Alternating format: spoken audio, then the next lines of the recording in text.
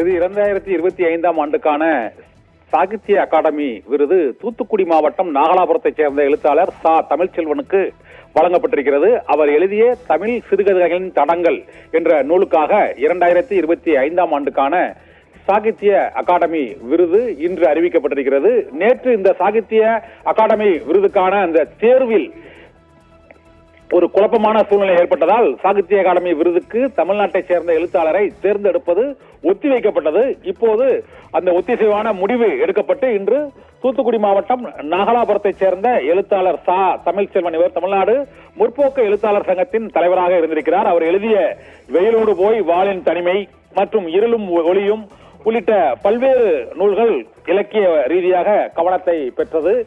மேலும் சாகித்ய அகாடமி விருது 24 இந்திய மொழிகளில் சிறுகதை, நாவல், விமர்சனம் என சிறந்த இலக்கிய படைப்புகளுக்கு தேசிய அளவில் இந்த சாகித்ய அகாடமி விருது வழங்கப்படுகிறது.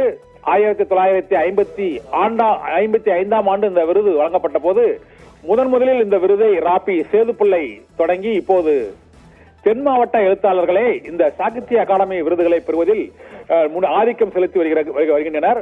1970ஆம் ஆண்டு கு அழகிரிசாமி, 78இல் வள்ளிக்கண்ணன், 83இல் தோசி ரகுநாதன் மற்றும் சு சமுத்திரம் என திருநெல்வேலி மாவட்ட எழுத்தாளர்கள் சாகித்ய அகாடமி விருதுகளை அதிக அளவில் பெற்றிருக்கிறார்கள். அதே போல தூத்துக்குடி மாவட்டத்தைச் சேர்ந்த இடைச்சேவலைச் சேர்ந்த கி ராஜநாராயணன் மற்றும் பொன்னீலன், தோப்பில் முகமது மீரான் மற்றும் நெல்லையைச் சேர்ந்த தி க சிவசங்கரன், தேனியைச் சேர்ந்த சி சு செல்லப்பா மற்றும் வைரமுத்து, மேத்தா என அந்த தென் மாவட்டங்களைச் சேர்ந்த எழுத்தாளர்களின் வரிசையில் தூத்துக்குடி மாவட்டம் நாகலாபுரத்தை சேர்ந்த சா தமிழ்ச்செல்வன் அவரது தமிழ் சிறுகதைகளின் தடங்கள் என்ற நூலுக்காக இந்த ஆண்டுக்கான சாகித்ய அகாடமி விருதை அவர் பெற்றிருக்கிறார்.